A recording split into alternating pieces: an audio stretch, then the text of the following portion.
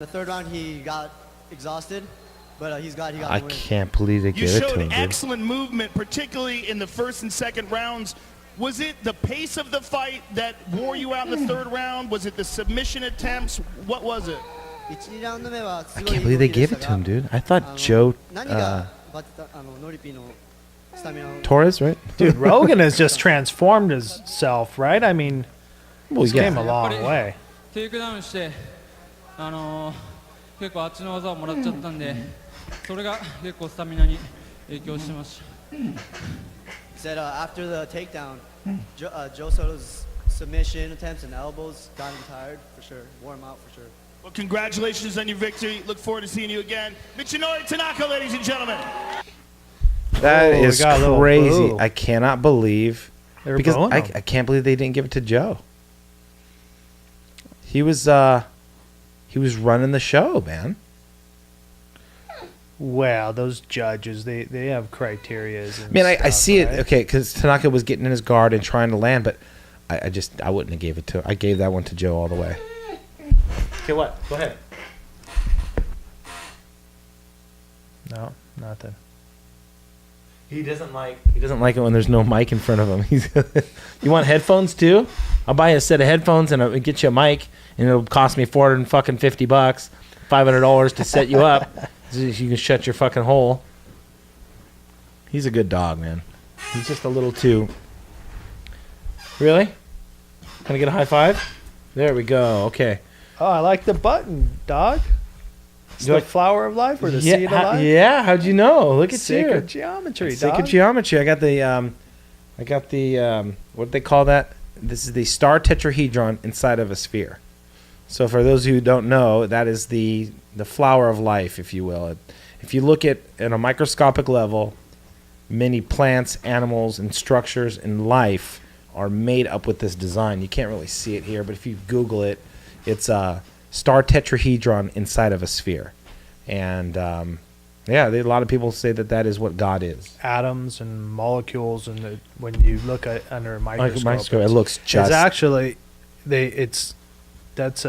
I believe it's even a more condensed or more simplified version of that.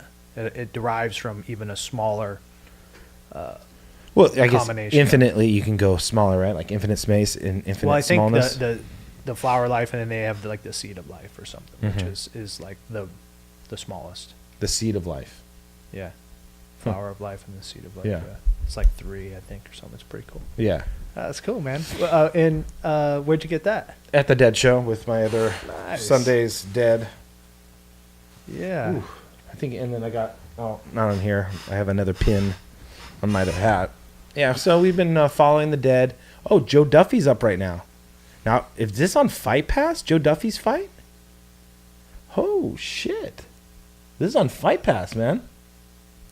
I hope this is on Fight Pass. I really do. This is going to be a good fight. I don't follow this. Okay, so like you do. So this is how it happens. Layman's term. So UFC's, they gotta. This is their business model. Okay.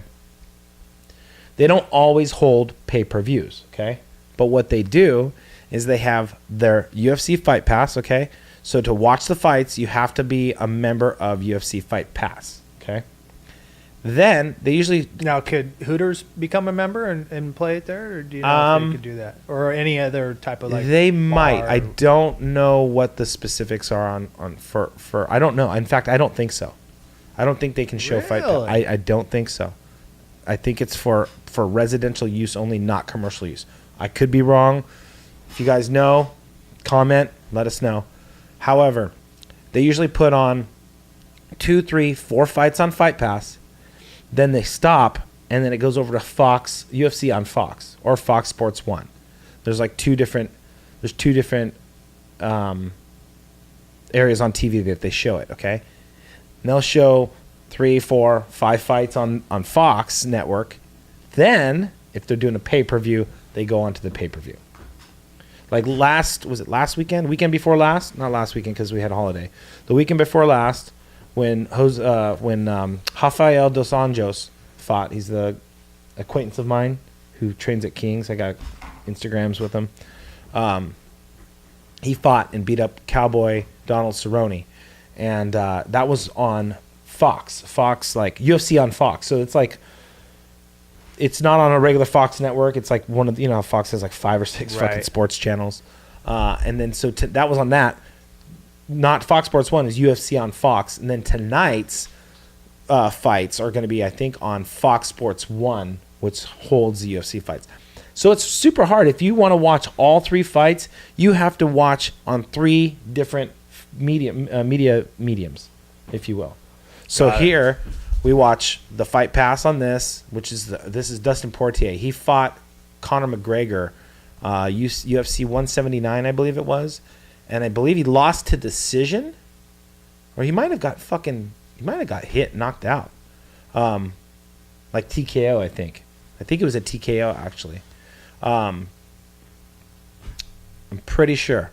Again, I don't know all my facts yet, and that's why I need like a. So is this Fight Pass? Is this streaming or? Yeah, this is streaming live. So can you get this? Like I'm like so out of it, but like this whole streaming stuff, there's like different laws where you could tap into like what's streaming for free. There's a lot, yeah, and this right here cost me like $8 a month. UFC veteran, ready to fight for the 14th time in the octagon. See, so I guess we could talk over it like this. And let the tail of the tape. Here it goes. So you still training? A little bit. 5'9", 5'10". Duffy's a little taller. 26, 27. Duffy's a little older. And 72 and 73. Duffy has an inch longer reach. So they're roughly the same people. Out of the blue corner, a mixed martial artist holding a professional record, 14 wins, 1 loss.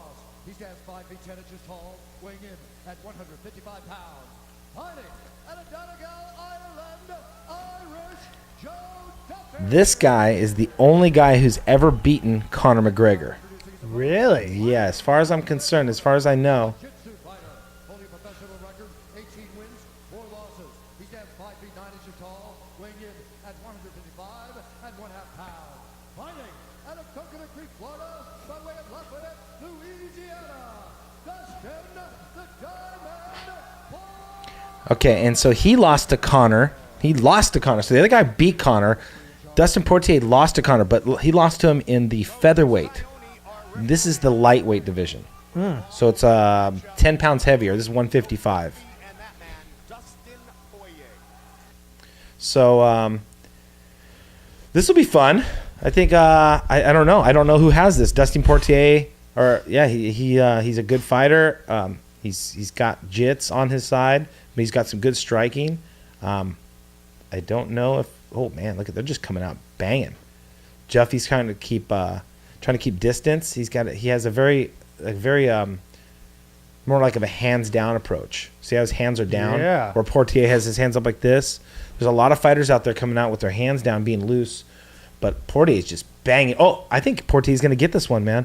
Poirier's already fucking whacked on him a couple times in the head. He may throw some hard rights, some little right hooks right into his face. Now they're clinched up, and this is going to be interesting. Who would you put your money on just based off of not knowing shit? Off of the layman. The brownie. The brown guy. The brown. The dude that's tan. He's tan. Poirier's tan. Poirier, yeah, for sure. Well, the other dude's Irish. They're white as white can be, right?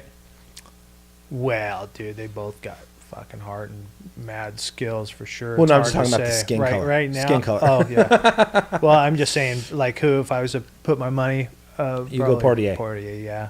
Just So far by I could seeing totally be this, wrong. no, but so far by seeing the first minute and a half of this fight, I would give it to Poirier already. He came up flurrying. He's already stunned Joe Duffy a couple no, times. he just seems like he's feeling it. He's just loose and. I think I was saying Poirier. It's Poirier. Poirier. He just got caught though. Who did? Poirier? Yeah. Oh yeah, shit. good. Yeah, he He's got hurt. Caught. He's That hurt. One punch stunned him. He was up against the fence, and Joe Duffy was blasting off on him. They're both trading those rights. They're both trading those rights straight right into the muffin. Just boom. What I've been noticing, I've been saying a lot in my podcast is the I have to ditch that. It's my downfall to my podcast. It really is.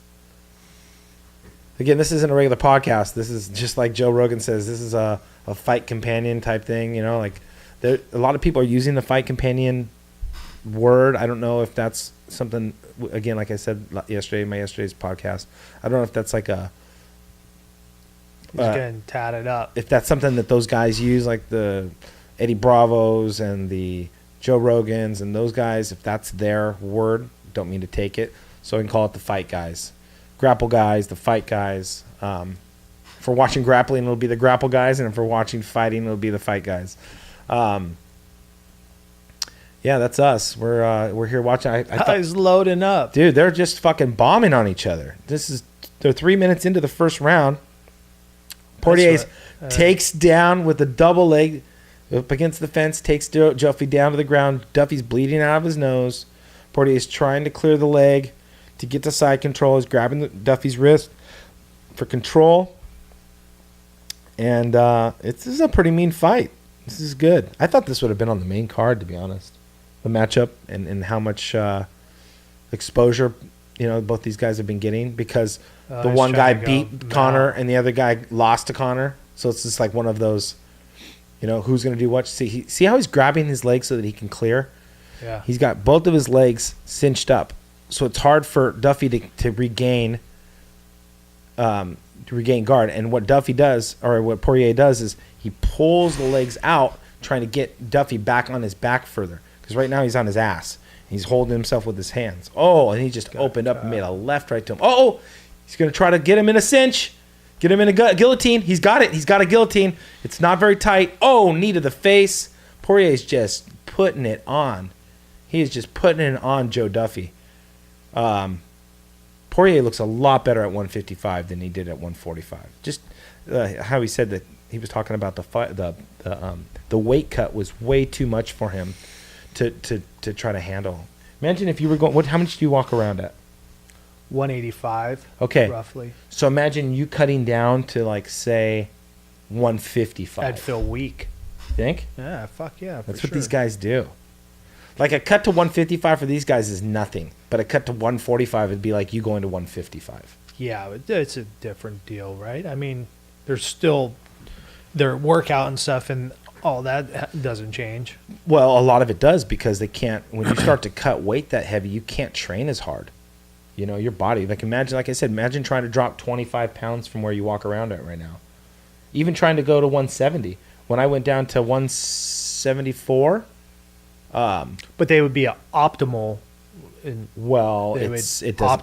doesn't always work like that. Yeah, what is optimal, right? Yeah, well, it doesn't always work like that, because when you're trying to cut, sometimes you take your muscles start to go with that too as well. Sure. You don't just cut fat, and if you're already lean as it is, you're going to lose muscle mass. That's just part of it.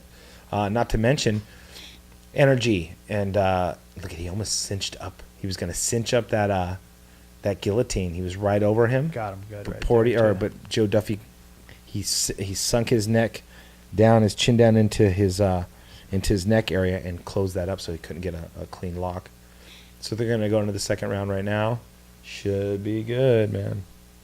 Thanks for coming in and doing this with me, man. Oh, you're welcome. Otherwise, I'd be doing this by myself. I'd done the last 2 podcasts by myself, and kind of sucked.